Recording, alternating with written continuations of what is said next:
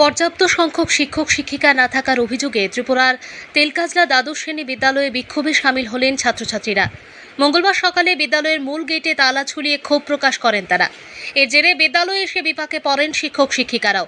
Gate বন্ধ থাকায় বেশ কিছুক্ষণ তাদের বিদ্যালয়ের বাইরের একটি দোকানে বসে থাকতে হয় বলে জানা গেছে।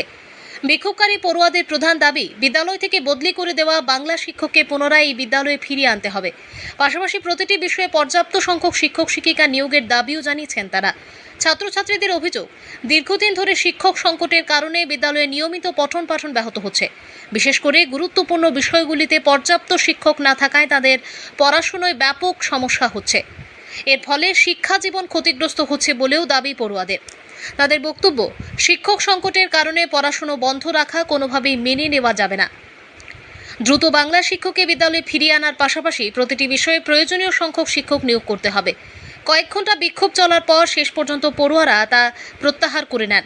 এখন দেখার, পড়ুয়াদের এই দাবির পর শিক্ষা দপ্তর ও বিদ্যালয় কর্তৃপক্ষ কি পদক্ষেপ গ্রহণ করে। ব্যুরো রিপোর্ট, প্রতিদিন ত্রিপুরা। আমরা স্কুলে বায়োলজি টিচার নাই, আজকে অনেকদিন প্রায় 2 বছরের মতো বায়োলজি টিচার নাই, কেমিস্ট্রি টিচার আছে, হিস্ট্রি টিচারও নাই। হিস্ট্রি টিচার, বায়োলজি টিচার আজকে অনেকদিন নাই।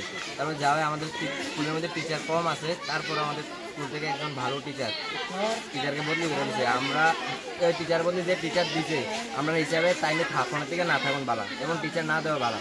আমরা চাই যে আমরা তেলকলা স্কুলে মর্নিং স্কুলও 1 থেকে ক্লাস 5 পর্যন্ত 2 জন টিচারে 90 জন স্টুডেন্টকে সামলাতে পারে না। আমরা চাই মর্নিং স্কুল আর 2-3 জন টিচার দেওয়ানোর জন্য। আবার আমরা যে 6 থেকে 12 পর্যন্ত আমরা স্কুলও ভালো ভালো 3-4 জন টিচার দেওয়ার জন্য, যেমন হিস্ট্রি টিচার নেই, বায়োলজি টিচার নেই।